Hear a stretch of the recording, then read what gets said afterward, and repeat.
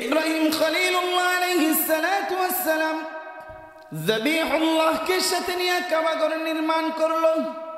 কাবাঘর নির্মাণ করার পর আল্লাহ সুবহানাহু ওয়া তাআলার কাছে প্রার্থনা করে, রব্বানা ওয়াবআথ ফীহিম রাসূলাম মিনহুম ইয়াতলু আলাইহিম আয়াতিহি ওয়া ইউযাক্কিহিম ওয়া ইউআল্লিমুহুমুল কিতাবা ওয়াল হিকমাহ ওয়া ইউআল্লিমুকুম মা লাম তাকুনু তা'লামুন।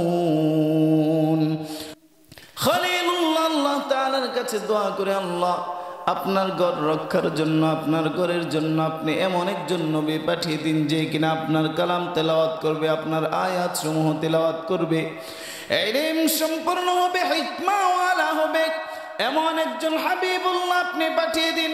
আল্লাহ সুবহানাহু ওয়া তাআলা ইব্রাহিম খলিলুল্লাহর দোয়াকে কবুল করলেন। হাবিবুল্লাহ কে আল্লাহ সুবহানাহু ওয়া তাআলা দুনিয়ার বুকে পাঠিয়ে দিলেন। হাবিবুল্লাহ আলাইহিস সালাতু ওয়াস সালাম রাসূল করিম সাল্লাল্লাহু আলাইহি ওয়াসাল্লাম দুনিয়ায় আসিয়ে দেখে কাবা ঘরের ভিতর আল্লাহ তাআলার সৃষ্টিকৃত ঘরের ভিতর 360টি মূর্তি অবস্থান করতেছে।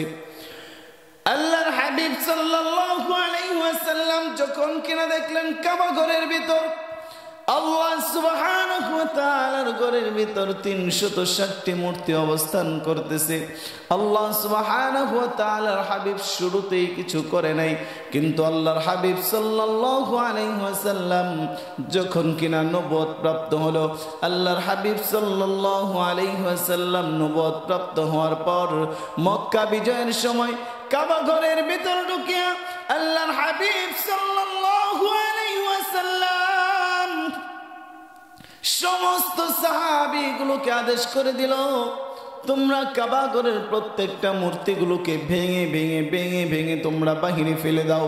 কাবা ঘরের দেওয়ালে অঙ্কিত করা যতগুলো মূর্তি আছে সেই মূর্তিগুলোকে তোমরা ভেঙে কাবা ঘরের দেওয়ালকে তোমরা পরিষ্কার পরিচ্ছন্ন করে ফেলো।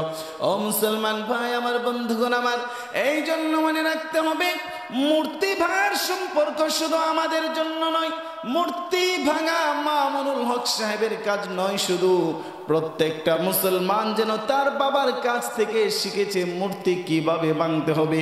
প্রত্যেকটা মুসলমান রাসূলুল্লাহ সাল্লাল্লাহু আলাইহি ওয়াসাল্লামের কাছ থেকেও শিখেছে মূর্তি কিভাবে ভাঙতে হবে। ঠিক